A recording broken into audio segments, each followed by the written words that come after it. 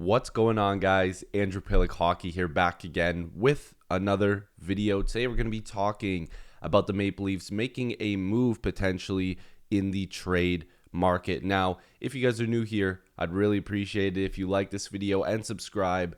Join the squad. I'd love to have you guys here. Lots of Leafs content for this entire offseason. I'm also working on trying to get some interviews in here, so it's going to be a lot of fun. Lots of good stuff happening. Hopefully you'll see some of your favorite creators on this channel as well. Want to reach out to a bunch of different people. Some people you've already seen on the channel and maybe some new ones.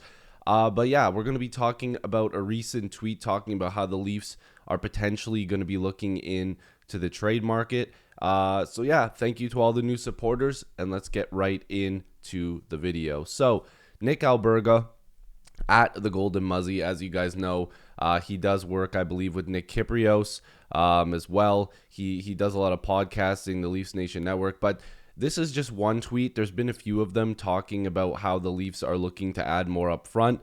Told they're scouring the trade market.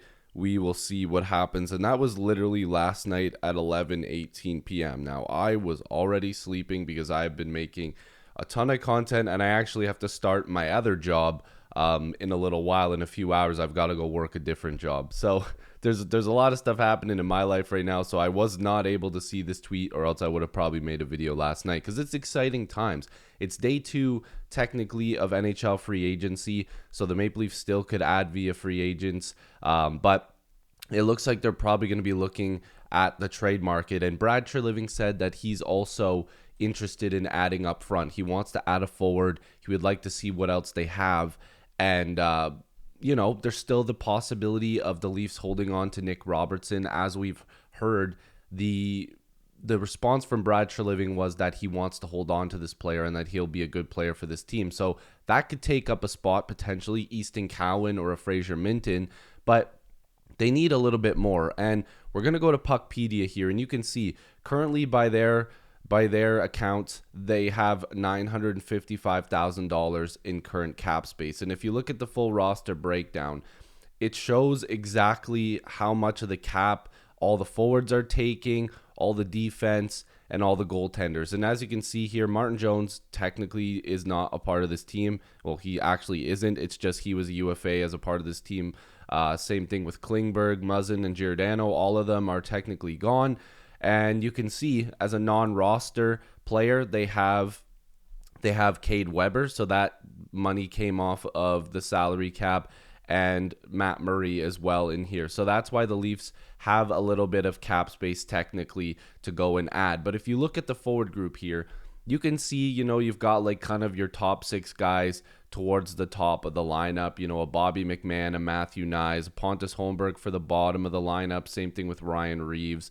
And then you've got some other depth guys here like Kampf and Yarncroke. Now, are you going to be using these guys on the 3rd and 4th line with their couple $1 million contracts, or are the Leafs going to be using these guys as trade pieces? And we'll get into that too.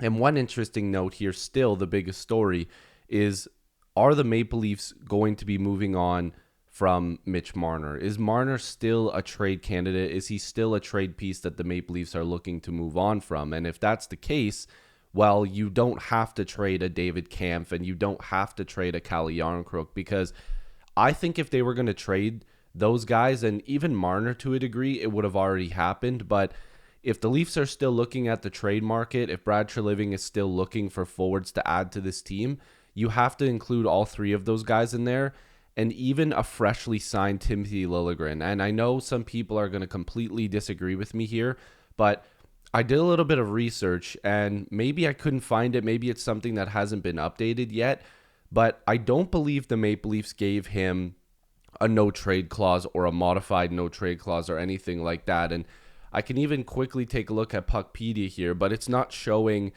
that he's also, like, they're not showing as well that he has any sort of trade protection. Now, the reason I'm saying that is because if the Maple Leafs were to make a big splash and potentially trade Mitch Marner, the rumor out there is that the Las Vegas Golden Knights are the team that could be interested in Marner, and that they would have the pieces that would make sense for the Maple Leafs to come back.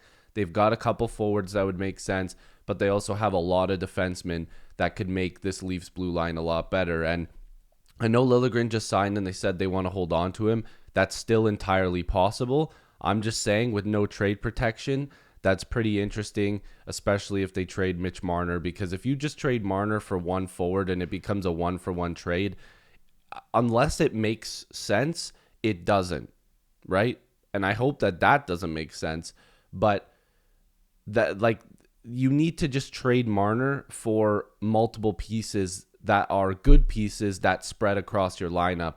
So another probably good forward, a prospect, and like a good defenseman is what I would be looking back for in a Marner trade, because he's still an amazing player. So there's still those pieces here. But today I wanted to bring up a couple guys that could help the Leafs clear out a little bit of cap space and potentially allow them to get in players that might suit their lineup a little bit better. Even though before I show these guys, and you guys already know who they are, I'm sure you do. These guys, if they're still on the team, I'm glad to have them. I'm happy to have them because they still give the Leafs that added depth, and they still do things that are necessary for a winning team. So the first guy here is David Kampf. Now, look, Kampf is a good centerman. The guy plays good depth minutes. Last season, he had 19 points, 8 goals, and 11 assists. And at some points, you know, in his career, he's looked really good for the Maple Leafs. That first season where he had 11 goals, I mean, the year before, the Blackhawks couldn't get him to score. He only scored one time. Previous to that, he had 8. But having 11 goals, 26 points, he looked really good. Then again, he upped his career high again with 27 points. And then he kind of fell off a little bit back to around 19 points, the lowest point total he had since that 2020-2021 season. And, you know, you need depth scoring. You're getting, like, you have to give Kampf a little bit of credit. He's scoring that much in a limited role, but his time on ice shows me a little bit too much. You know, he was playing like on average over 13 minutes a night. And you look at a guy like Nick Robertson, who was only playing like 10 or 11 minutes per night. Which player has the higher ceiling and is better? It's Nick Robertson, right? But he wasn't playing as much, and that's on Sheldon Keefe. So maybe under Berube, there'll be a little bit of different circumstances, but David Kampf gets paid over $2 million. If you want to clear up money to go out there and make a trade and potentially bring in a little bit of a higher paid forward to bolster this lineup to bring in a guy that can score a little bit more, then you have to trade a guy like him and hope that somebody like Fraser Minton or Pontus Holmberg could take a little bit of a step up, or you can sign another depth forward that's much cheaper at league min or $1 million or $1.5 million that will save you a little bit of money in order to go out there and spend it somewhere else. Now, the other player here, and I almost don't even like saying his name, Calle Jarnkrok. And the reason why I don't like including him in this is because I actually genuinely believe that Calle Jarnkrok should stay on this team. He had 10 goals, 11 assists for 21 points in 52 games played. And if you look at his career, Calle Jarnkrok has always put up decent numbers. Like last year, he had 20 goals. You can see with the Kraken, he had 12, Nashville 13, and you can see his point totals and his goal totals before. This guy can score, and he only played in 52 games.